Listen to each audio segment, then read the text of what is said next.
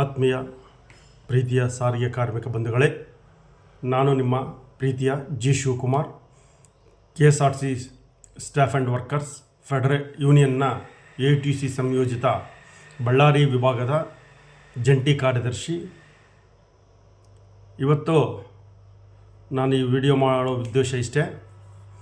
ದಿನಾಂಕ 20/5/2026 ಮುಷ್ಕರ ಇದೆ.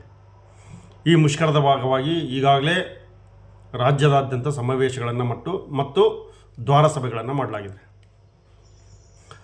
ಮತ್ತು ಅದರ ಸಿದ್ಧತೆ ಕೂಡ ಭರದಿಂದ ಜೋರಾಗಿ ನಡೆದಿದೆ. ಆದರೆ ಕೂಟ ಸಂಘಟನೆಯ ಕೆಲವು ಮಹಾನ್ ನಾಯಕರುಗಳು ಅಂತ ಹೇಳ್ಕೊಂಡು ಏನು ಇವತ್ತು ಪ್ರಚಾರ ಮಾಡ್ತಾ ಇದ್ದಾರೆ. ಒಂದು ವಿಡಿಯೋ ಥರ ಮಾಡಿ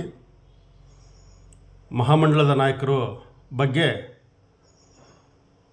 ಮಾತಾಡಿದ್ದಾರೆ ಅನ್ನೋ ಥರ ಜಂಟಿ ಕ್ರಿಯಾ ಸಮಿತಿಯಲ್ಲಿ ಒಡಕನ್ನು ತರಲು ಮತ್ತು ಅದರಿಂದ ಮುಷ್ಕರ ವಿಫಲವಾಗುವಂತೆ ಮಾಡಲು ಶ್ರಮಿಸಿದ್ದಾರೆ.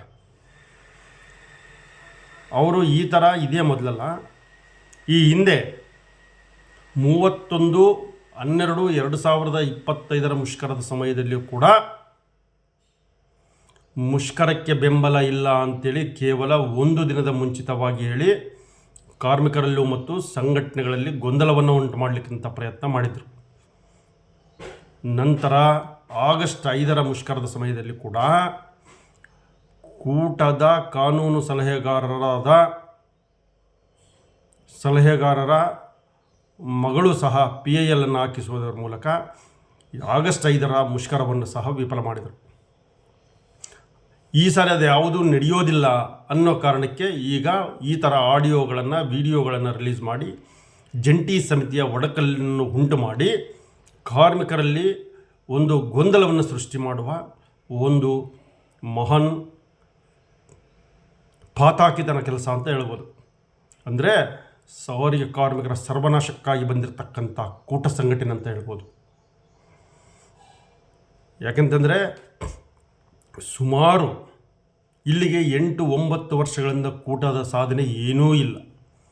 ಹೋರಾಟಗಳನ್ನು ಮಾಡಿ ಅವರು ಮಾಡಿದ ಸಾಧನೆ ಡಿಸ್ಮಿಸ್ಸು, ಟ್ರಾನ್ಸ್ಫರ್ಸು ಮತ್ತು ಸಸ್ಪೆಂಡ್.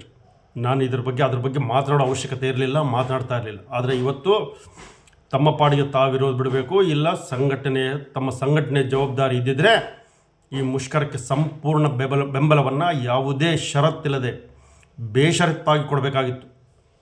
ಅದಕ್ಕಾಗಿ ಜಂಟಿ ಸಮಿತಿಯಿಂದ ಪತ್ರ ಕೂಡ ಹೋಗಿದೆ. ಆ ಕೆಲಸ ಮಾಡಿ ಅಂತಂದರೆ ಈ ಥರ ಸುಳ್ಳು ಆಡಿಯೋ ವಿಡಿಯೋಗಳನ್ನು ಬಿಟ್ಟು ಕಾರ್ಮಿಕರಲ್ಲಿ ಗೊಂದಲವನ್ನು ಸೃಷ್ಟಿ ಮಾಡ್ತಿದ್ದಾರೆ. ನಿಮ್ಮಂಥ ನಾಯಕರು ಈ ಸಾರಿಗೆ ಕಾರ್ಮಿಕರಿಗೆ ಬೇಕಾಗಿಲ್ಲ.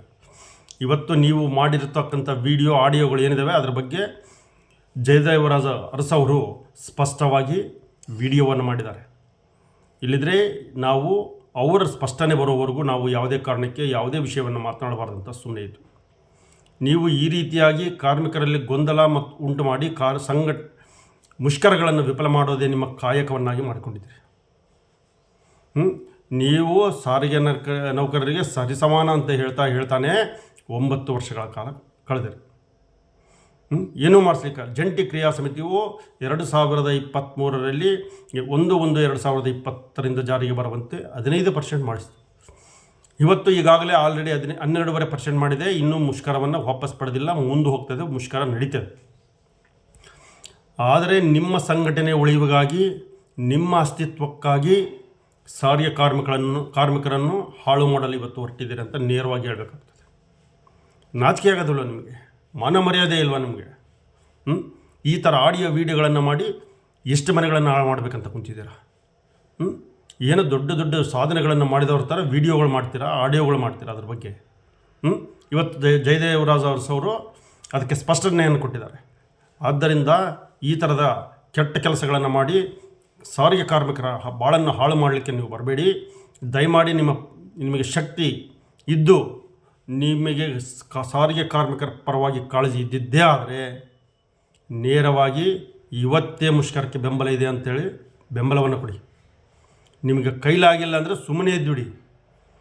ಜಂಟಿ ಸಮಿತಿ ಈ ಕಾರ್ಮಿಕರನ್ನು ತಗೊಂಡು ಮುಷ್ಕರಕ್ಕೆ ಹೋಗ್ತಾ ಇದೆ.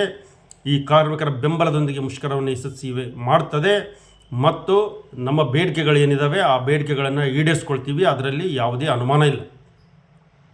ಯಾಕೆಂದರೆ ಈಗಾಗಲೇ 26 ತಿಂಗಳ ಅರಿಯರ್ಸ್, 38 ತಿಂಗಳು ನಾವು ಕೇಳಿದರೆ 26 ತಿಂಗಳ ಅರಿಯರ್ಸನ್ನು ಘೋಷಣೆ ಮಾಡಿದೆ. 11-12 ತಿಂಗಳ ಅರಿಯರ್ಸನ್ನು ಈಗಾಗಲೇ ನೀಡಿದೆ. ಕೇವಲ 3-5-7% ಅಂತ ಹೇಳಿದ್ದ ಸರ್ಕಾರ ಇವತ್ತು 12.5% ಬಂದಿದೆ. ನಿಮ್ಮ ನಾಯಕ ಹೇಳಿದ್ದ 10%ಗಿಂತ ಜಾಸ್ತಿ ಹೋಗೋದೇ ಇಲ್ಲ ಅಂತ, ಇವತ್ತು 12.5%ಗೆ ಬಂದು ನಿಂತಿದೆ. ಇನ್ನೂ ಜಾಸ್ತಿಯನ್ನು ತರಲಿಕ್ಕೆ ಸತತ ಪ್ರಯತ್ನ ನಡೀತದೆ, ಯಾವುದೇ ಅನುಮಾನ ಇಲ್ಲ. ಆದ್ದರಿಂದ ನೀವು ಈ ಕೆಲಸಗಳನ್ನು ಬಿಟ್ಟು ಫಸ್ಟ್ ಸೈಲೆಂಟಾಗಿರಿ, ಇಲ್ಲಿ ಬೆಂಬಲ ಘೋಷಣೆ ಮಾಡಿ, ಇಲ್ಲ ಸೈಲೆಂಟಾಗಿರಿ. ಈ ಥರ ಅಡ್ಡಾದಿಡ್ಡಿ ಕೆಲಸಗಳನ್ನು ಮಾಡಿ ಕಾರ್ಮಿಕರಲ್ಲಿ ನಿಮಗೇನಾದರೂ 1%, ಇವತ್ತು 1% ಏನಾದರೂ ನಿಮಗೆ ಕಾಳಜಿ ಇತ್ತಂದರೆ, ಒಂದೇ 1% ಕಾಳಜಿ ಇದ್ದರೆ ಬೆಂಬಲ ಕೊಟ್ಟು ಸುಮ್ಮನೆ ಇದ್ಬಿಡಿ. ಇಷ್ಟೇ ಹೇಳಲಿಕ್ಕಾಗಿ ನಾನು ಈ ವಿಡಿಯೋ ಮಾಡಿದ್ದು. ಆದ್ದರಿಂದ ನೀವು ಈ ಕೆಲಸಗಳನ್ನು ಮಾಡಬೇಡಿ. ಸಾರಿಗೆ ಕಾರ್ಮಿಕರಿಗೆ ಆತ್ಮಸ್ಥೈರ್ಯವನ್ನು ತುಂಬುವಂಥ ಕೆಲಸ ಮಾಡಬೇಕಾಗಿದೆ. ಆ ಕೆಲಸವನ್ನು ಜಂಟಿ ಸಮಿತಿ ಮಾಡ್ತದೆ. ಮತ್ತು ಮುಷ್ಕರಕ್ಕೆ ಬೆಂಬಲ ನೀಡಿ ಅಂತ ಕೂಡ ನಾನು ಈ ಮೂಲಕ ವಿನಂತಿಸ್ಕೊಳ್ತೇನೆ. ಆದ್ದರಿಂದ ಎಲ್ಲರೂ ಒಗ್ಗಟ್ಟಾಗಿ ಹೋಗಬೇಕಾಗಿದೆ. ಆ ಒಗ್ಗಟ್ಟಿನೊಂದಿಗೆ ನಮ್ಮ ಬೇಡಿಕೆಗಳನ್ನು ಈಡೇರಿಸಿಕೊಳ್ತು ಅಂತ ಹೇಳ್ತಾ ನನ್ನ ಮಾತುಗಳನ್ನು ಮುಕ್ತಾಯ ಮಾಡ್ತಾಯಿದ್ದೀನಿ.